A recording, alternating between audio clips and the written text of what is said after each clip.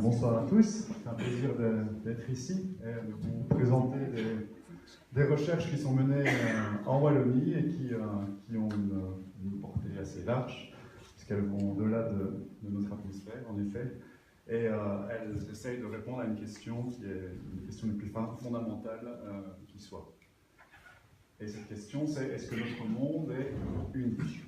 Alors c'est une question qui a été posée à l'aube de la civilisation. Déjà, les philosophes grecs, les Mésopotamiens s'interrogeaient sur cette question. Mais maintenant, on peut la formuler de manière scientifique, parce que déjà, on comprend nettement mieux ce qu'est notre monde. On sait que notre monde, c'est une planète, on orbite autour d'une étoile, le Soleil. C'est une grosse sphère de diamètre de 13 000 km, composée essentiellement de roches et de fer. Et elle a une particularité, cette grosse boule, c'est qu'elle a à sa surface ce qu'on appelle une biosphère. C'est-à-dire qu'elle a un ensemble d'organismes vivants qui forment un système très complexe qui interagissent avec leur environnement. Et là, vous avez une illustration de cette biosphère. On voit donc la carte de la Terre, et vous voyez différentes nuances de couleurs qui indiquent le niveau de photosynthèse. Donc l'activité de production, le métabolisme des plantes et diverses algues et bactéries.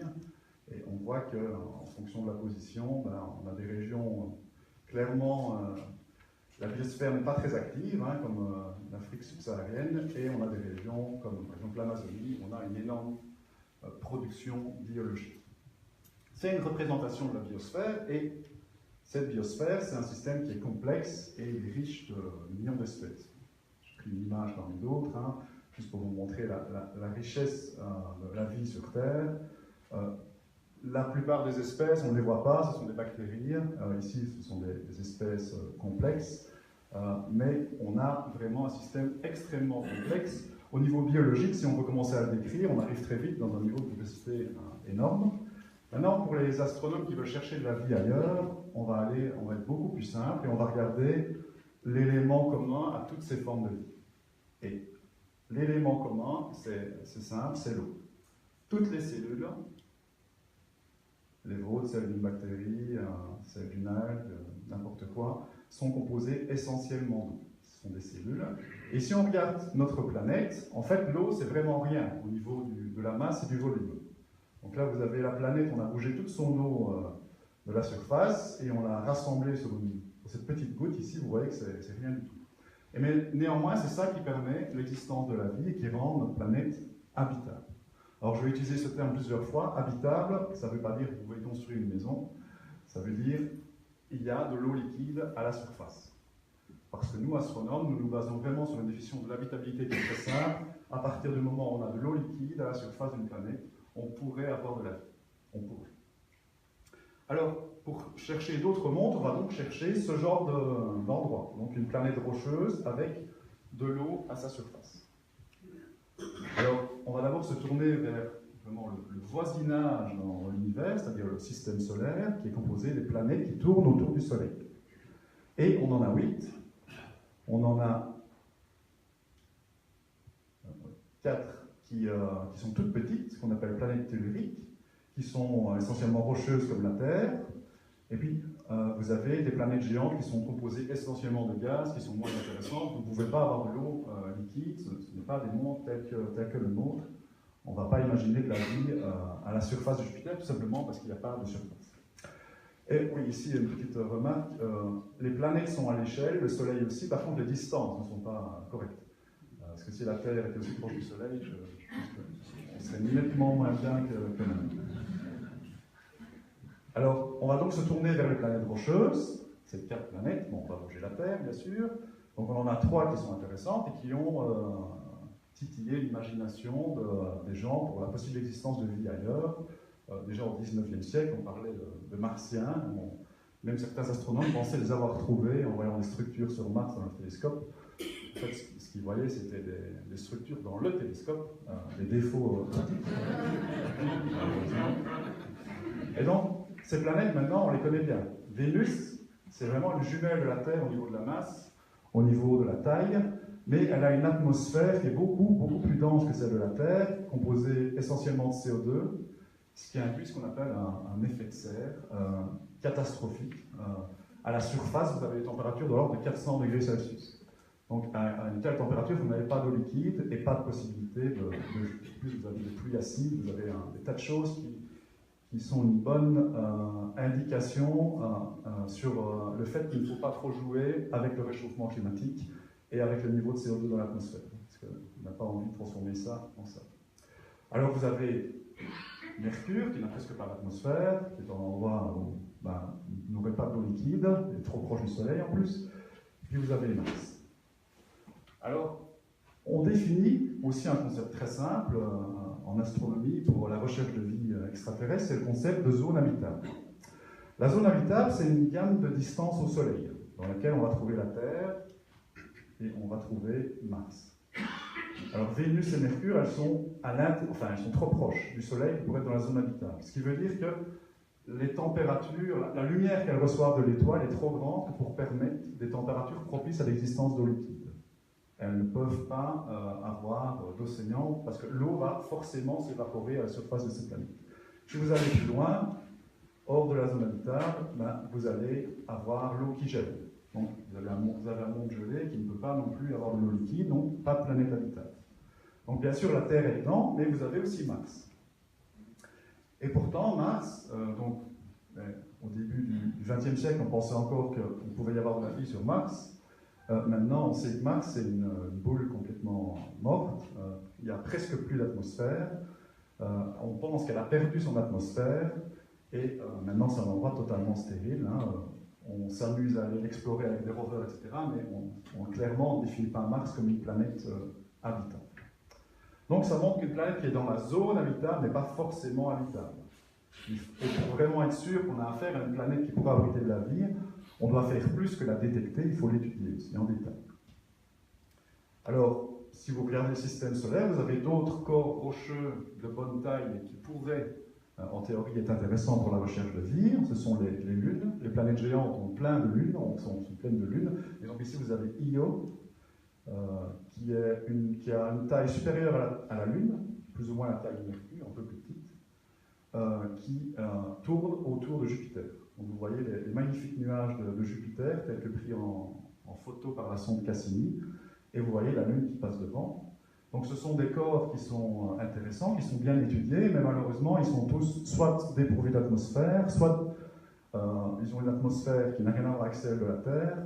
La plupart des lunes sont des lunes gelées. Elles ont une grosse couche de glace à la surface. C'est bien de l'eau, mais c'est de l'eau sous forme de glace.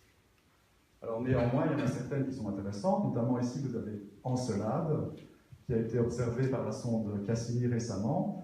Donc vous pouvez voir ici des craquelures ici. C'est vraiment la glace il y a des frictions au niveau de la planète et vous avez les morceaux de glace qui bougent les uns par rapport aux autres.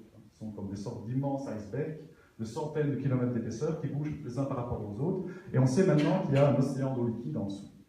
Et ce que vous avez là, on appelle ça c'est des geysers, on appelle ça des plumes, c'est de l'eau sous haute pression qui est éjectée dans l'espace, essentiellement.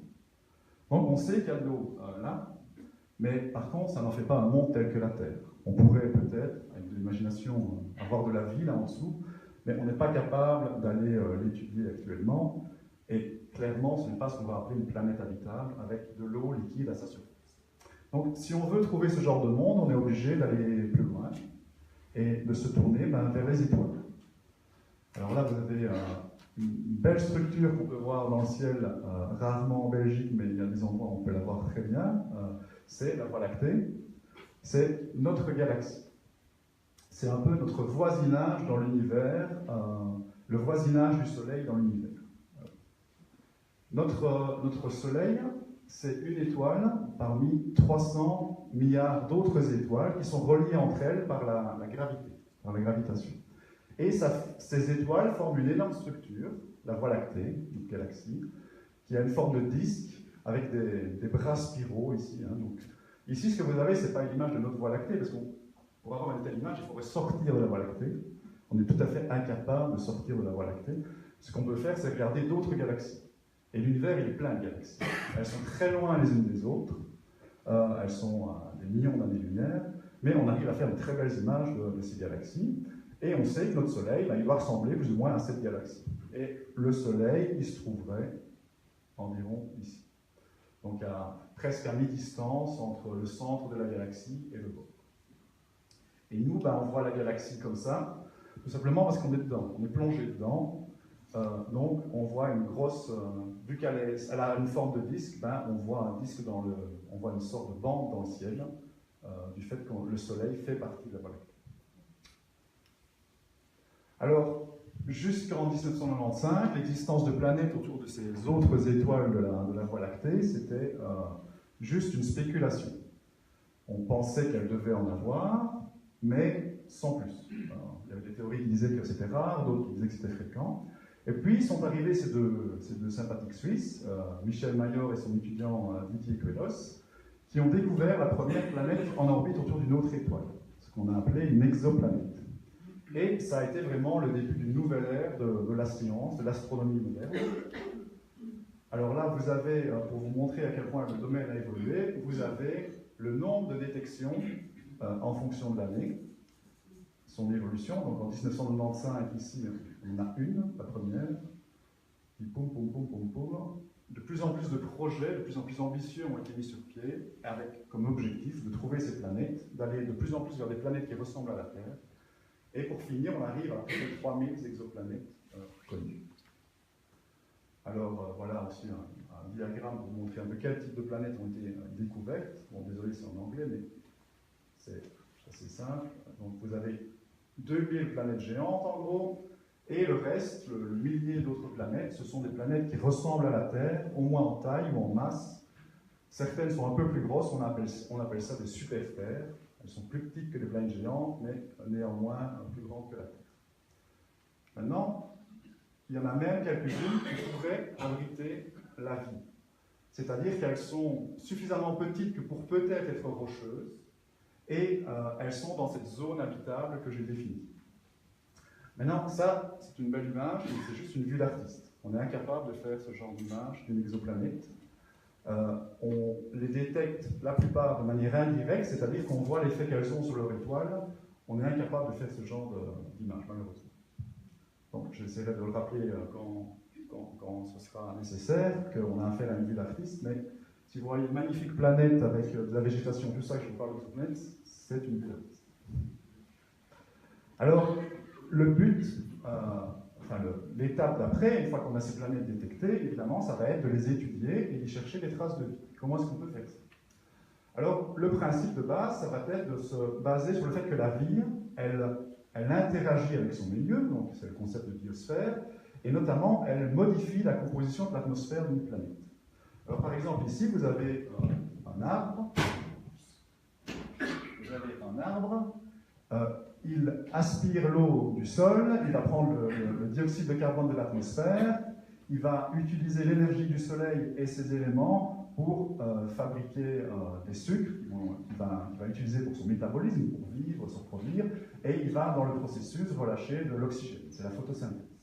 Et donc l'arbre, il va accumuler de l'oxygène de l'atmosphère, et si on regarde l'évolution du taux d'oxygène de l'atmosphère en fonction du temps, donc ici, vous avez le nombre de millions d'années dans le passé. Donc ici, ça c'est le présent, puis on va vers le passé, c'est 1 milliard d'années. Il y a 1 milliard d'années, le taux d'oxygène était pratiquement de 3%. Et puis, avec le développement en gros des plantes et des bactéries qui font de la photosynthèse, on a eu une accumulation d'oxygène dans l'atmosphère. Et maintenant, on arrive à 20%. Donc vous voyez qu'il y a des variations. Ça dépend aussi des cycles géologiques et tout ça, mais le principe, c'est que la vie modifie l'atmosphère. Alors, comment est-ce qu'on va pouvoir maintenant étudier ça? On va utiliser un outil qui s'appelle la spectroscopie. Alors, c'est un nom qui a l'air un peu compliqué, mais le principe est très simple et vous pouvez le visualiser en regardant dans le ciel lorsqu'on a eu de la pluie. Généralement, vous allez avoir des gouttes de pluie qui vont diffracter, qui vont disperser la lumière en différentes couleurs. Vous allez avoir ce qu'on appelle un arc-en-ciel. Et donc, si vous prenez un processus dispersif, ici, donc, vous avez un prisme, vous prenez la lumière d'un objet, ça peut être une étoile, elle va être dispersée en différentes couleurs, qu'on appelle longueur d'onde, et dans cette lumière dispersée, vous allez avoir des structures qui vont apparaître. Alors ici, c'est la lumière dispersée du Soleil. Vous voyez, elle est dispersée selon l'axe des X et des Y, donc dans les deux directions, et vous voyez des sortes de bandes ici. Ce sont un peu les empreintes digitales du Soleil. On appelle ça des raies, et elles nous renseignent sur la composition de l'atmosphère du Soleil. N'importe quel corps émet de la lumière dans toutes les couleurs et présente ce genre de structures qui sont une empreinte digitale de sa composition. Et donc on peut faire ça avec n'importe quel corps, même s'il est à des années-lumière. On peut étudier sa composition à distance. Alors, si on fait ça pour les étoiles, pour les planètes du système solaire, vous avez ici Vénus, la Terre et Mars. Si vous faites ça pour Vénus, vous allez avoir ici, donc c'est le taux de lumière qu'on détecte en fonction de la couleur, de la longueur d'onde. Vous avez une énorme structure ici qui est due au CO2, qui nous indique que l'atmosphère de Vénus est riche en CO2. Pour Mars, pareil, ici, c'est une atmosphère beaucoup plus ténue, mais elle est riche en CO2 en proportion. Et vous avez pour la Terre d'autres structures, de l'ozone, de l'eau. L'ozone, c'est le sous-produit de la destruction de l'oxygène par le rayonnement du Soleil. Tout ça, ça nous indique en fait qu'il y a de l'oxygène qui est produit par une source qu'on va pouvoir déterminer comme biologique sur Terre. Et ces différentes molécules qu'on détecte ici, ça nous permet de contraindre l'existence de vie sur la Terre. Bon, ce n'est pas un exploit, parce qu'on sait qu'il y a de la vie sur la Terre, mais le principe pourrait être appliqué à une exoplanète. Et donc, en théorie, on va supposer que pour l'illustration, on va supposer que notre planète, c'est ce petit luciole. Pourquoi un luciole? Un luciole, c'est faible, c'est une toute petite source de lumière. Et comme les exoplanètes sont dans des années-lumière, sont très très loin. Alors pour info, une année-lumière, c'est 10 000 milliards de kilomètres. Donc, ça fait beaucoup. Hein. En voiture, ça fait très très très loin. Et même en vaisseau spatial, le plus rapide qu'on puisse construire actuellement, on parle quand même de millions d'années pour se déplacer à de telles, en tout cas au moins 100 000 ans pour se déplacer sur de telles distances. Donc les planètes, les exoplanètes sont vraiment très très loin, mais néanmoins avec un gros télescope, on doit pouvoir capter leur lumière et disperser cette lumière, faire de la spectroscopie et étudier, rechercher la trace de molécules qui vont nous dire dans l'atmosphère de celle-là, il y a des traces de photosynthèse ou de processus de formation de méthane ou de ces choses. Le problème, c'est qu'en réalité, les exoplanètes, elles sont toujours accolées à une étoile. Et l'étoile, vu que c'est des systèmes qui sont loin, l'étoile elle est toute proche dans le ciel. Et donc, quand vous allumez l'étoile, ce qui va se passer, c'est que c'est une source de lumière qui est beaucoup, beaucoup plus grosse, et elle va complètement masquer la lumière de la planète. C'est pour ça qu'on a très difficile à obtenir des images des exoplanètes, c'est parce qu'on a toujours ces fichues étoiles qui sont juste à côté.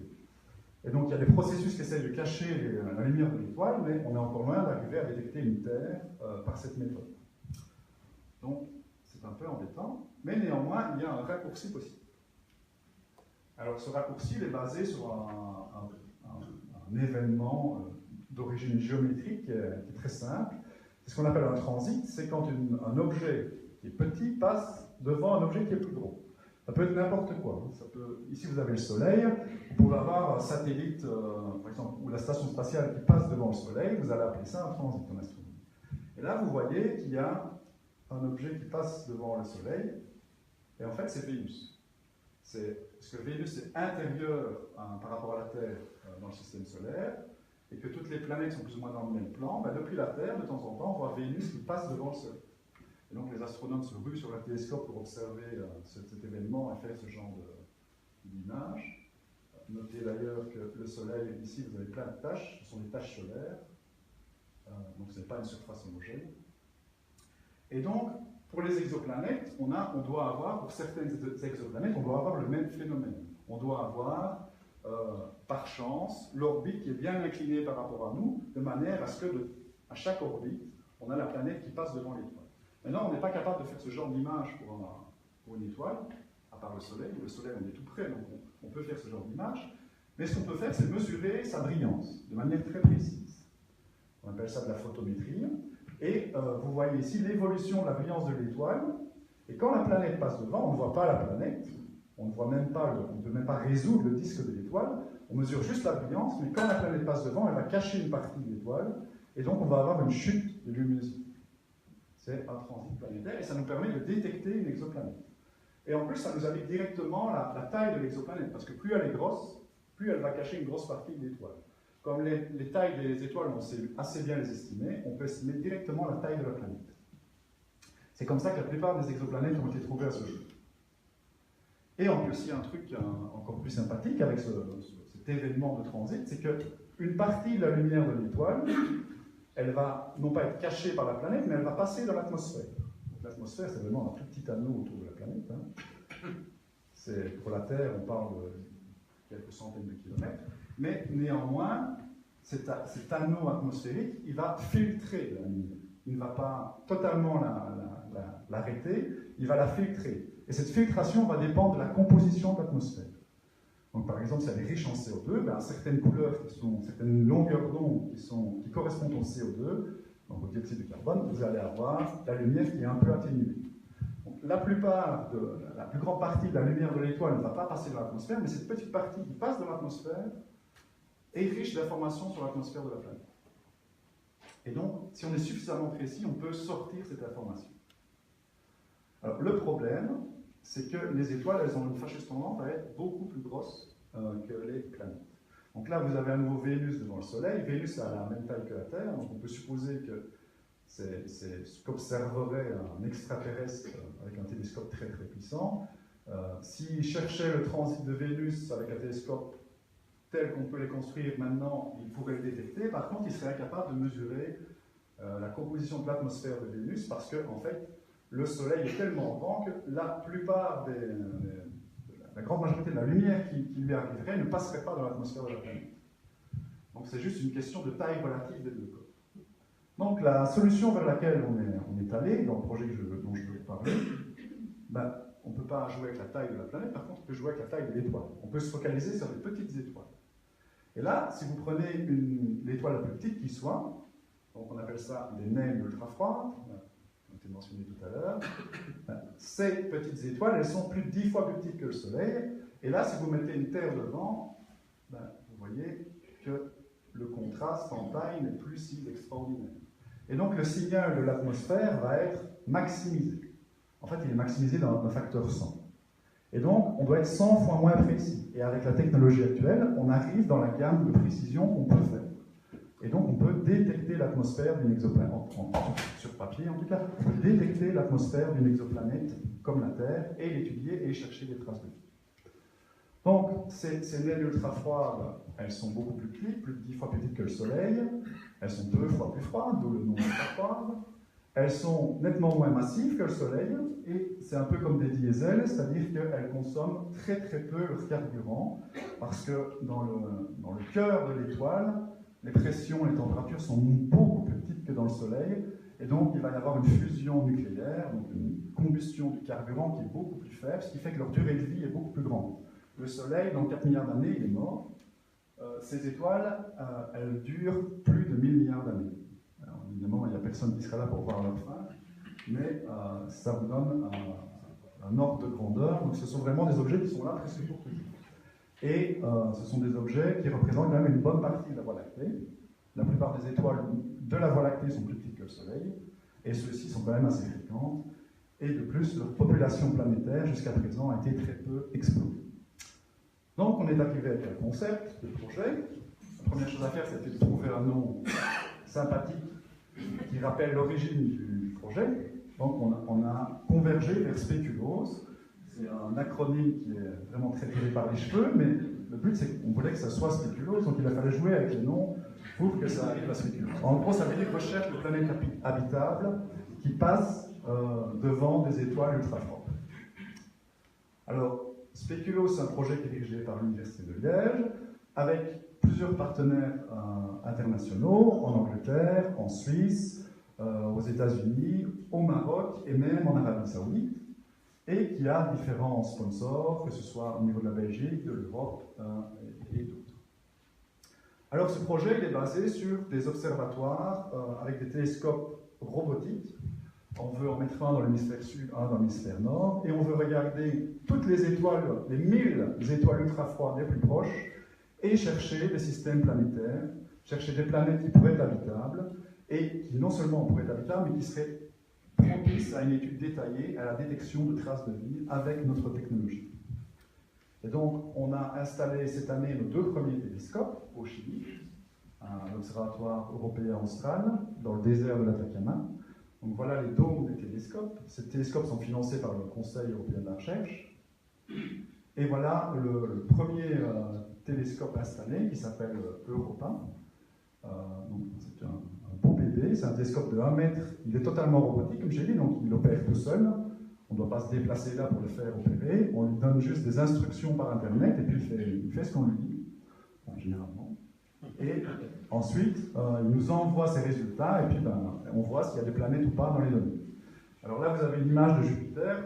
Quand on installe un télescope, on s'amuse toujours à faire de belles images. On s'est amusé à faire la première nuit qu'on a installée, à faire une belle image de Jupiter. Et vous voyez que l'image est très, très belle, très propre. On voit bien les nuages de Jupiter avec les détails. Ça nous indique que le télescope a une très bonne qualité optique. Donc on est très content.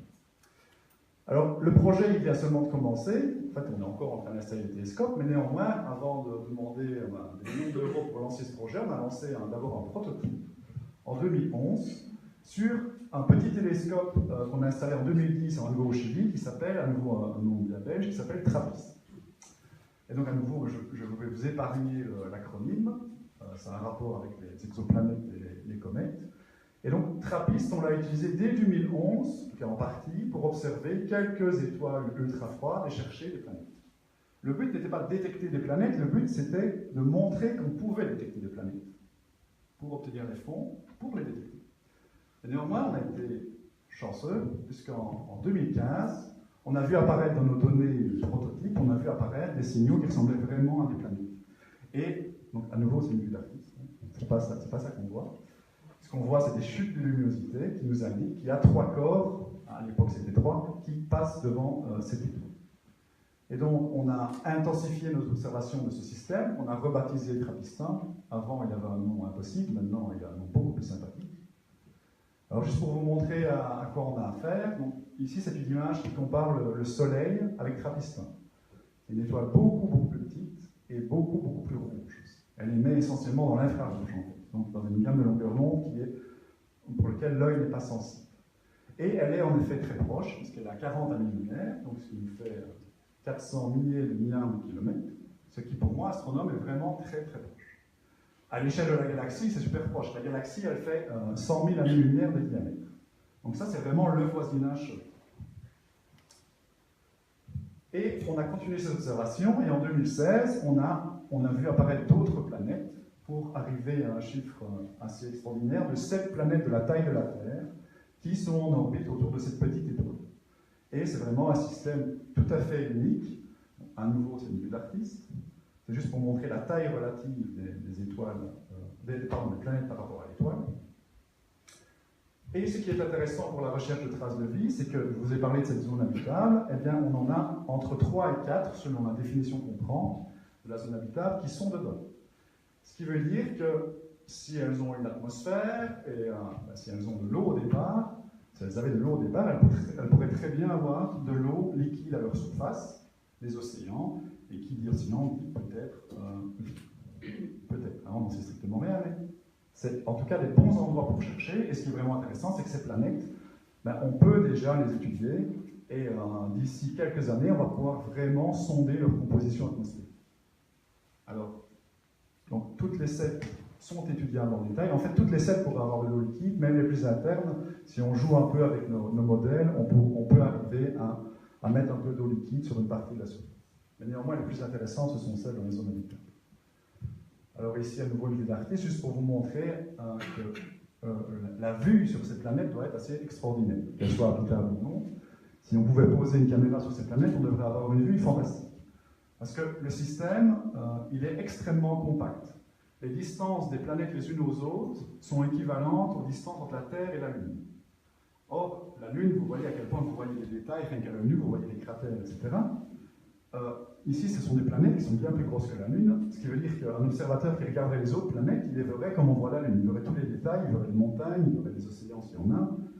Et l'étoile elle-même, elle est beaucoup plus petite par rapport au Soleil, mais les planètes sont tellement proches de cette étoile que l'étoile serait 10 fois plus grande dans le ciel. Donc vous imaginez la vue avec ces planètes qui passent dans le ciel, plus cette étoile rougeâtre et les conditions de surface, ça on en sait. Alors le système est aussi intéressant au niveau dynamique, et là pour essayer de vous en convaincre, je vais vous montrer un petit film, si ça marche.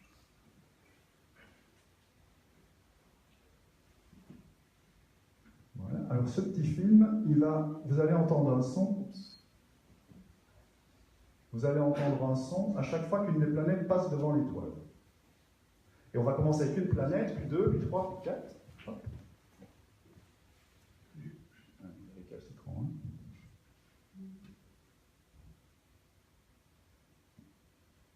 Voilà.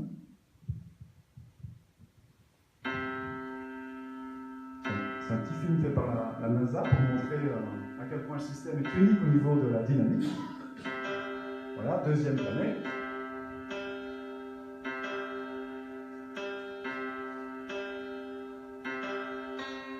Troisième.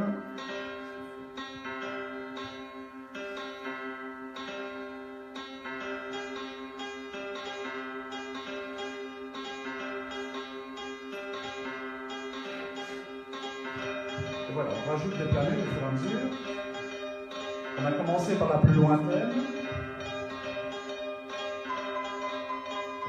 On va arrêter là parce que je suis d'accord, c'est pas du Mozart. Mais néanmoins, ce n'est pas une totale cacophonie. Il y a une harmonie qui est due au fait que les planètes ont des orbites qui sont commensurables. C'est-à-dire que l'orbite de l'une va être par exemple 3/2 de celle de l'autre. Elles sont reliées toutes entre elles par des nombres entiers. Ce qui fait qu'à la fin, on a un système qui est dynamiquement extrêmement intéressant. Pour arriver à une telle configuration, les modèles nous disent que ces planètes ont dû se former beaucoup plus loin d'étoiles, et elles ont migré, elles se sont rapprochées d'étoiles, tout ensemble, une sorte de petit train de planètes, pour arriver à cette configuration très particulière. Et ça, c'est intéressant parce que si elles se sont formées très loin de l'étoile, on pense qu'elles sont très riches en eau. Parce que le plus loin qu'on va de l'étoile, le plus probable est l'existence d'eau dans le système. Hein, si vous regardez les corps les plus lointains du système solaire, ils sont très très riches en eau, très très riches en glace. Alors, on est très excité d'étudier ce système maintenant, mais on attend avec impatience de nouveaux instruments qui vont nous permettre vraiment d'étudier l'atmosphère de ces planètes, d'y chercher des traces de vie, mais aussi d'étudier pour la première fois des planètes telluriques en orbite autour d'une autre étoile. Et notamment, il y a ce télescope James Webb, qui est un télescope de la NASA, dans lequel l'Europe est impliquée, qui sera lancé en 2019 par une fusée Ariane. C'est un télescope spatial, mais il est tellement grand qu'il ne rentre pas dans la fusée. C'est-à-dire que la NASA va devoir le plier dans toutes les directions, et il va se déplier dans l'espace. Alors ça n'a jamais été fait, on ne sait pas si ça va marcher. J'espère bien que si, parce que c'est quand même un projet à 10 milliards de dollars.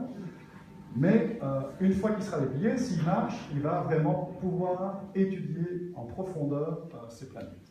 Et les planètes TRAPPIST-1 sont devenues une des priorités de cette mission.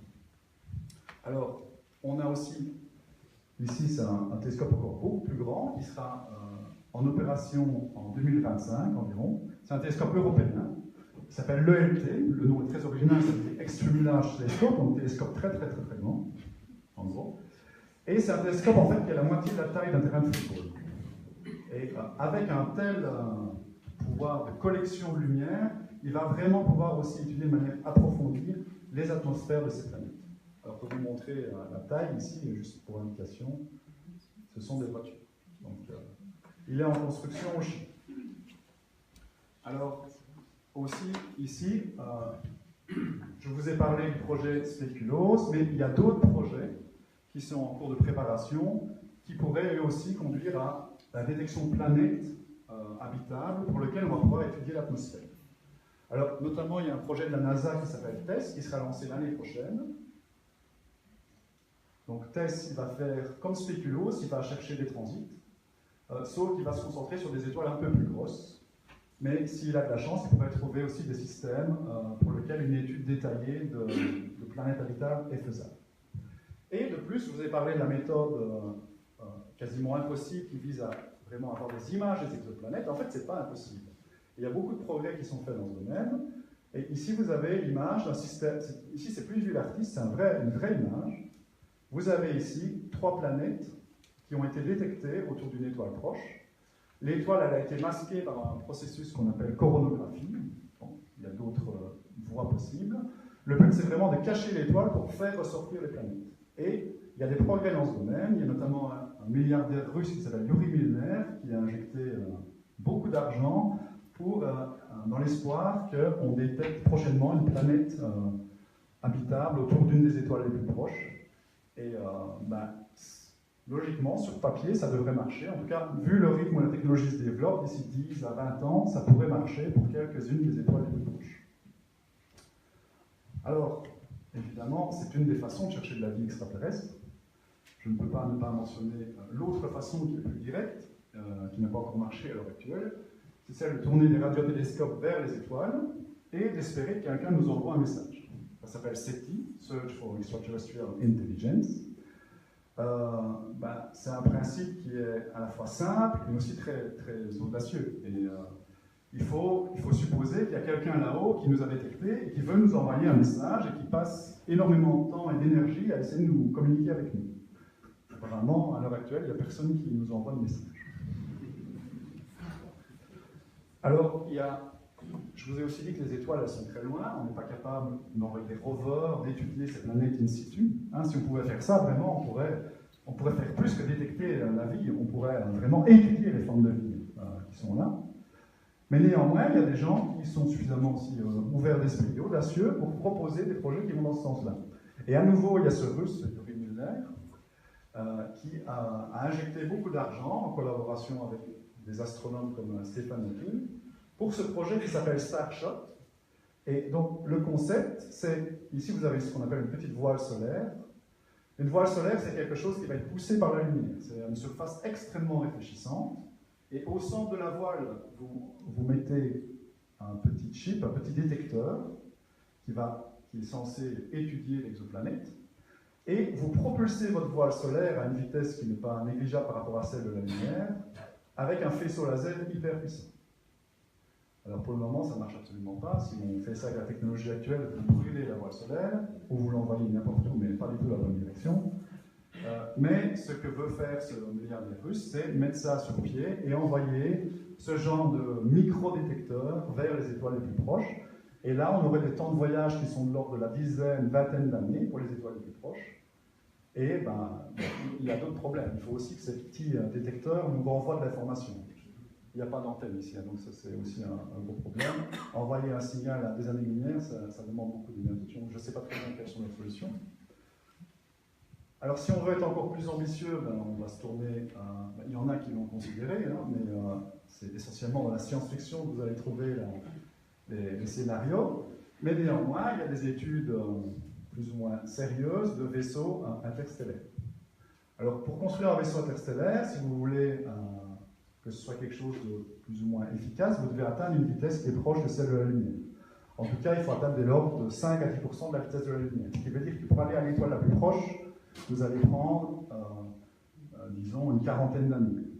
Alors pour un être humain, c'est très long, mais si vous auriez des robots, il faut toujours imaginer une mission qui va explorer les planètes les plus proches. Néanmoins, ce vaisseau spatial, c'est des belles vues d'artistes, mais il n'existe pas. Et par exemple, ici, vous avez des grosses réserves d'hydrogène, c'est pour faire de la fusion nucléaire, pour le propulser à cette vitesse démentielle. Or, la fusion nucléaire, on ne la maîtrise pas du tout. On est capable de faire des bombes qui font de la fusion nucléaire, ça en fait. Mais un réacteur, ça ne marche pas. Donc, évidemment, si vous remplacez les réacteurs par des bombes, c'est nettement moins bien pour le vaisseau. Alors, juste pour vous montrer, j'aime bien cette image parce que ça fait un peu rêver. Vous avez la plus grosse fusée qui ait jamais été construite, c'est la fusée Saturn V, qui a permis d'envoyer les hommes sur la Lune. Et là, vous avez le concept de vaisseau qui s'appelle Icarus, qui tournerait à la fusion nucléaire. Et donc ici, là, dans la coiffe, vous avez tous les instruments scientifiques. puis tout le reste, ben, c'est le réacteur et le carburant. Mais pour le moment, on en est à disons, à des siècles, si jamais on arrive à construire ce genre de choses. Alors, le mot de la fin, je vous ai parlé de vie extraterrestre, le fait que la vie pourrait exister ailleurs dans l'univers. Notre galaxie a 300 milliards d'étoiles, et si la vie est fréquente dans l'univers, on peut imaginer que sur une de ces étoiles, on pourrait très bien avoir eu des formes de vie intelligentes qui se sont développées. Et si on en croit ces études, ici, on n'est pas tellement loin d'arriver à se déplacer d'une étoile à une autre. On parle de siècles, mais un siècle, c'est rien sur l'histoire de l'humanité, et sur l'histoire de la Terre, c'est vraiment rien du tout. Il y a encore une centaine d'années, on était à l'aube de l'aviation. Maintenant, on mettait des gens sur la Lune, on ne le fait plus, mais on pourrait refaire ça bientôt. Donc, on peut s'imaginer que sur une de ces étoiles, la galaxie a 13 milliards d'années, et on peut imaginer que dans le passé, une civilisation soit apparue et fait exactement ce qu'on aimerait faire, c'est-à-dire construire des vaisseaux interstellaires. Si c'est le cas, il y a un monsieur, un mathématicien du nom de von Neumann, qui a conçu un modèle qui, si on l'applique au voyage interstellaire, permettrait d'explorer l'ensemble des étoiles de la galaxie sur des temps relativement courts. Alors, des temps relativement courts, je parle de millions d'années quand même, mais néanmoins, ça va très vite parce que c'est une croissance exponentielle. On envoie une sonde vers un système proche, elle va se diviser, elle va envoyer des sondes vers un système proche, etc. Et vous avez une sorte de croissance bactérienne, vous explorez la galaxie très très vite. Donc on peut s'étonner, on peut trouver significatif le fait qu'on n'ait pas encore trouvé de traces de vie extraterrestre dans notre système solaire. Et c'est assez intéressant d'imaginer qu'en fait ils sont peut-être là, en train de nous observer comme nous observons ces gorilles, et que si nous on ne protège pas ces gorilles, on n'essaie pas de discuter avec eux, ben, c'est juste parce qu'on se juge supérieur et qu'on imagine que le dialogue ne sera pas très riche. On peut imaginer que ce soit aussi le cas pour ces visites. Évidemment, c'est une hypothèse, et je ne dis pas que c'est le cas, hein, mais c'est assez amusant de se remettre en question et d'avoir ce genre de...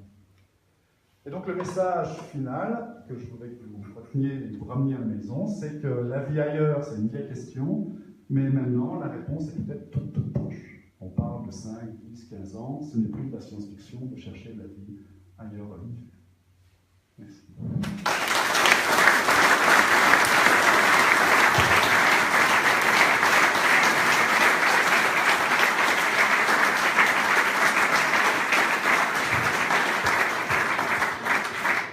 Alors quand je vous avais dit que c'était passionnant et pédagogique et qu'on finissait par comprendre tout cela, en tout cas, comme nos esprits peuvent le comprendre, donc nous ne sommes pas scientifiques, en tout cas, c'est mon cas. Voilà, on va passer aux questions-réponses maintenant. Donc, je crois qu'il y a quelqu'un qui se balade avec un micro. Je vais regarder celui-ci ici, peut-être, ou non.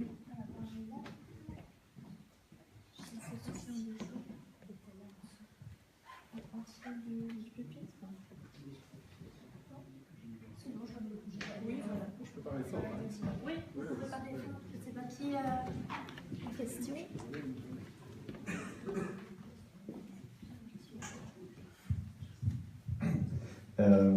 Déjà, merci, c'était très intéressant. Et je voulais vous demander, est-ce qu'on a la moindre idée de ce qui se trouve au centre de notre Voie lactée? Bon, vous avez dit qu'il y a des éléments qui gravitent. Autour de quoi? En fait, on sait qu'il y a un trou noir géant au centre de la Voie lactée. Un trou noir, c'est vous prenez suffisamment de matière, vous rendez ça suffisamment dense, la matière va s'effondrer sur elle-même et elle va avaler tout, même la lumière. C'est pour ça qu'on dit un trou noir, c'est-à-dire que si la lumière rentre là-dedans, elle ne va jamais pouvoir sortir. Donc ce qui se passe à l'intérieur d'un trou noir, on ne sait strictement rien. C'est une des conséquences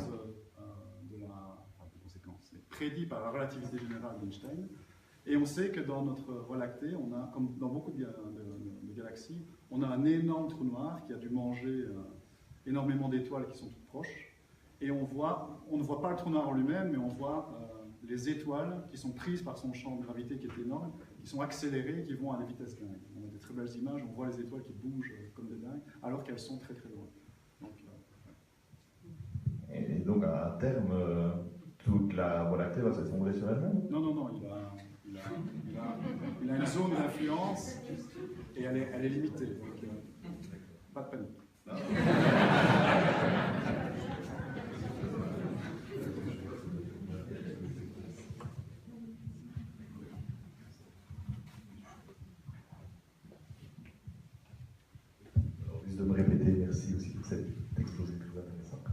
Il y a une question pour laquelle, en fait, on a tous une réponse qui est pourquoi rechercher d'autres endroits où la vie est possible? Et la réponse un peu bidon, c'est peut-être aller vivre parce qu'on aura peut-être plus de place. Bon, ma question est plutôt tout autre. Si on découvre de la vie autre part, qu'est-ce que ça nous apporterait de savoir qu'il y a de la vie autre part? Bon, savoir qu'on peut y vivre, c'est la première question pour laquelle je ne dis pas que c'est la réponse, mais c'est une des réponses. Maintenant, à l'inverse, découvrir une vie autre part, qu'est-ce que ça pourrait nous apporter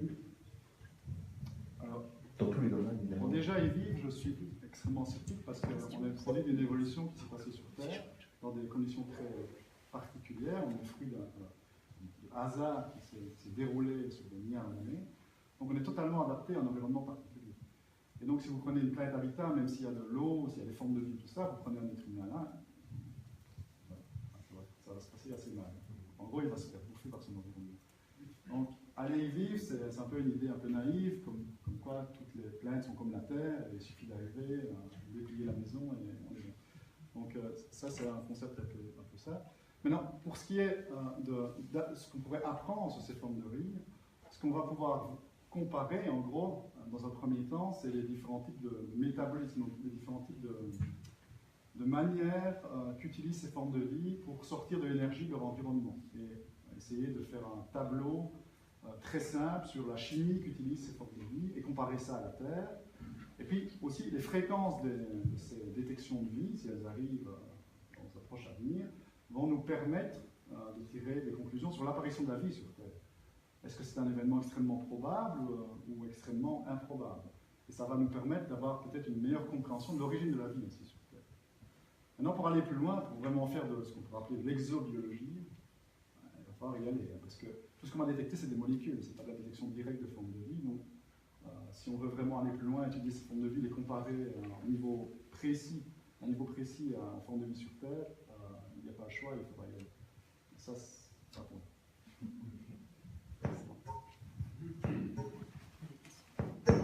Dans le même ordre d'idée, alors, ce que font des gens comme Elon Musk, de vouloir aller coloniser Mars par rapport à ce que vous avez dit et le peu de richesse qu'il y a sur Mars, Oui.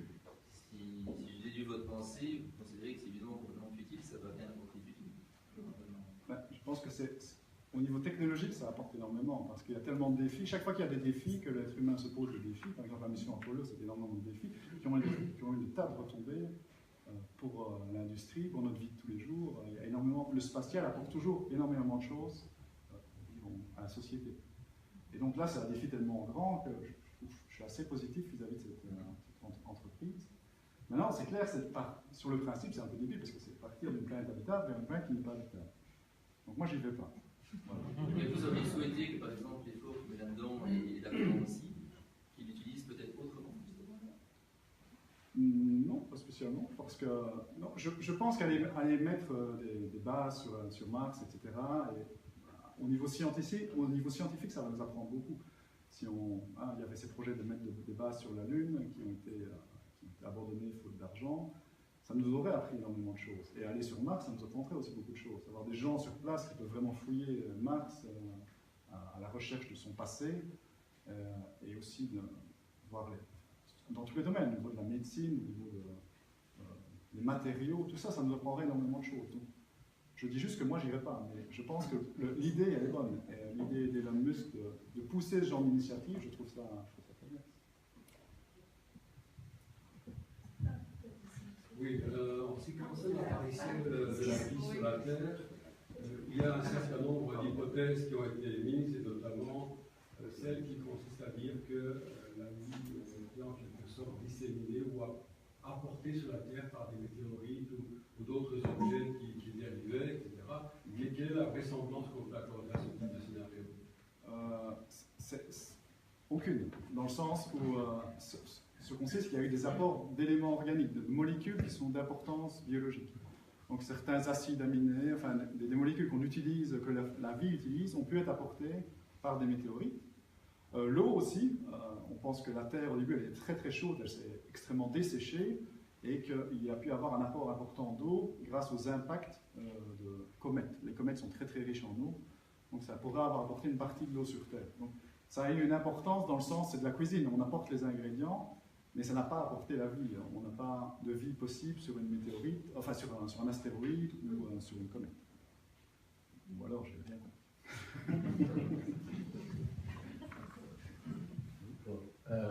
Parlant du système trappiste, vous avez expliqué que les 7 planètes s'étaient, excusez-moi si je ne donne pas le bon mot, accrochées à cette étoile en venant de plus loin. Bon, vous me corrigez, hein.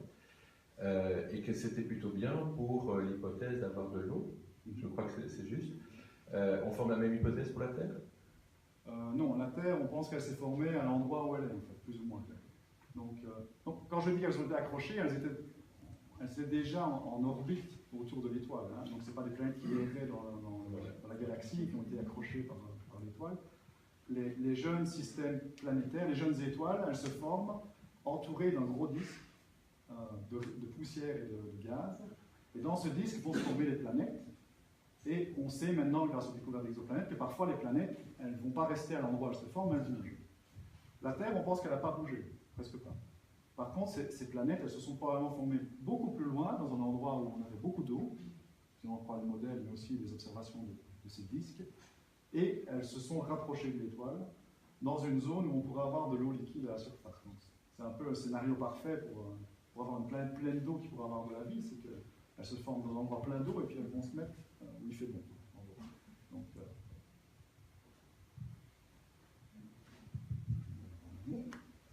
oui.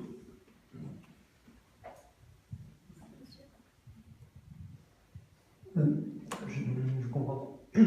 Enfin, je découvre ici le domaine, donc c'est peut-être une question un peu bateau, mais quand on voit les distances qui sont mentionnées ici, pourquoi est-ce qu'on va mettre le télescope au Chili? Alors, ça change quoi plutôt qu'il soit ici à côté? Le problème, c'est les nuages ici à côté. Donc, on va le mettre dans un endroit où on peut observer les étoiles.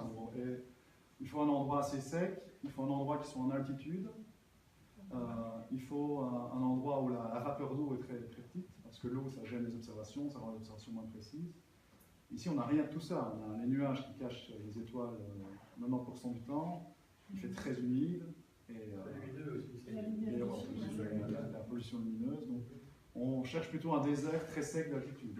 Et le meilleur, c'est le désert de l'Atacama au Chili, pour l'hémisphère sud. Pour l'hémisphère nord, le meilleur endroit, c'est plutôt Hawaï, ou alors les îles Canaries. Il y a 2-3 endroits comme ça. C'est toujours des endroits très sympathiques au niveau du climat, et nettement meilleurs que la Belgique. Pour l'astronomie, bien sûr. Excusez-moi. Concernant les enjeux, vous avez cité les défis qui apparaissent dans la course à la recherche scientifique liée à l'astronomie. Vous avez cité des Russes, des Américains, des Européens. Est-ce qu'on peut parler d'une coopération internationale par rapport à ces enjeux, ou est-ce qu'on est dans un univers compétitif malgré les sommes et le côté scientifique universel dont vous avez parlé ici, et on voit les crédits, on voit les personnes que vous avez citées, c'est très ouvert. Disons que c'est une compétition entre gentlemen, on va dire. C'est-à-dire, oui, il y a de la compétition, et au niveau des individus, c'est assez faible, mais au niveau des agences, par exemple la NASA et l'ESA, elles vont quand même tendance à se comparer les unes aux autres et à essayer de faire mieux que l'autre. Donc ça, c'est quelque chose qui existe. Maintenant, au niveau des réseaux de scientifiques qui peuvent se former autour d'un projet, surtout s'il est relativement petit, il n'y a presque pas de compétition. Ça se passe dans un climat où on vise l'excellence scientifique et pas d'essayer de faire mieux que les autres. Mais plus on se rapproche en gros du centre de pouvoir et des grosses décisions, et plus l'aspect compétitif va être fort. Maintenant, il y a toujours, je veux dire, la science n'est pas un paradis, hein, donc il y a toujours des problèmes d'ego aussi, et il peut toujours y avoir des gens qui veulent faire mieux que quelqu'un d'autre.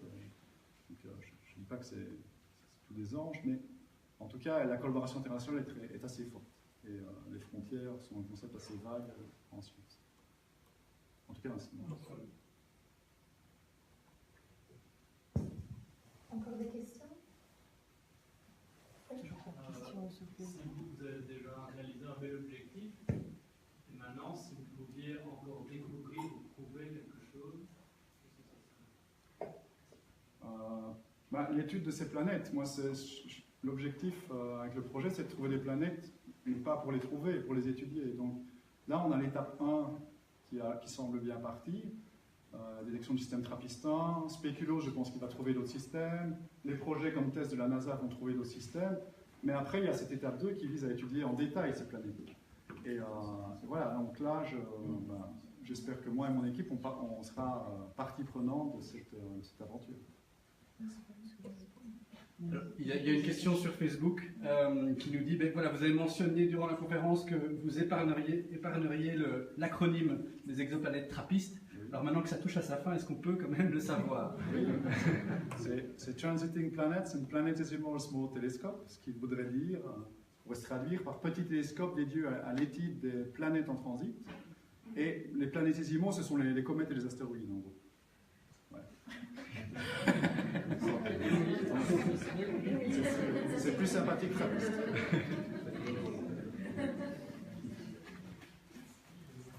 Voilà. Une dernière question. Quelle est l'ambition de l'ESA aujourd'hui et pourquoi vous mentionnez les télescopes européens qui sont des télescopes terrestres versus le télescope, je pense, le plus célèbre qui est Hubble et le prochain qui est Weber? Pourquoi les Américains, la NASA envoie des télescopes dans l'espace? Pourquoi pas nous?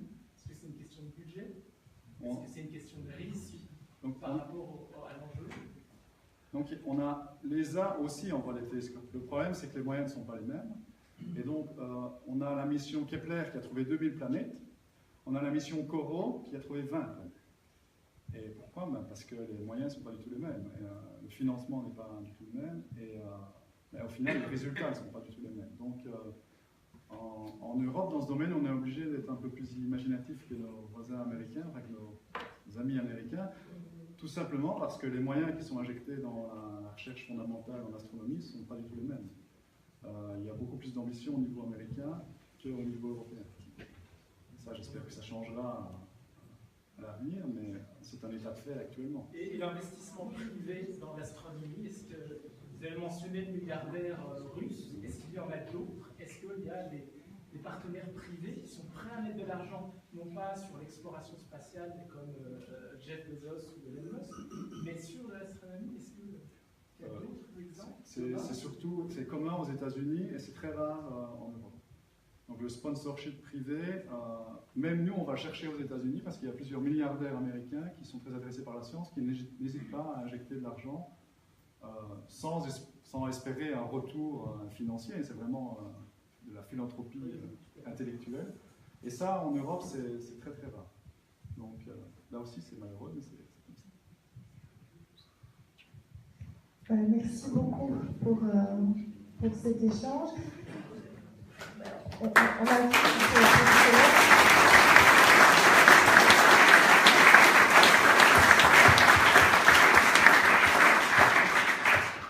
on se sent un petit peu moins seul dans l'univers aujourd'hui, grâce à vous. On a compris que la recherche pouvait nous apprendre, la recherche au niveau de ces millions d'années-lumière pouvait nous apporter beaucoup d'informations aussi sur notre propre vie. Merci beaucoup, vous êtes vraiment, voilà, c'est grâce à des personnalités comme vous que nous sommes fiers de valoriser notre enseignement, notre recherche, notre innovation. Vous faites partie d'un secteur qui, c'est vrai, maintenant est un des fleurons au niveau de la Wallonie, qui fait notre renommée internationale à côté d'autres secteurs, les sciences du vivant. Et on a plein d'exemples au niveau académique, bien entendu, au niveau des entreprises aussi, avec des entreprises comme Amos, qui sont partie prenante du très grand télescope, notamment avec nos entreprises dans le secteur aéronautique aussi. C'est vraiment tout un secteur fort pour nous, avec Galileo maintenant en Wallonie. Donc on a vraiment des atouts chez nous. Donc merci pour tout ça. Donc, vous êtes évidemment toujours le bienvenu et on abusera encore de vos services, mais c'est vrai qu'on va quand même vous laisser un peu faire de la recherche, continuer à faire des conférences dans le monde, et puis aussi aller retourner de temps en temps dans votre famille, notamment retrouver votre petit garçon, qui, à mon avis, comme vous me l'aviez expliqué, aujourd'hui a encore dû vous dire qu'il ne voulait vraiment pas faire votre métier parce que vous étiez encore une fois en costume et que franchement, ça c'est quand même pas drôle. Merci beaucoup. Il nous a pas dit, voilà, un petit cadeau pour vous. Et merci vraiment beaucoup pour votre disponibilité, on est très touchés et très honorés. Voilà, Ceci clôture la partie académique, je dirais, et donc nous allons nous retrouver au rez-de-chaussée pour le repas. Merci beaucoup en tout cas.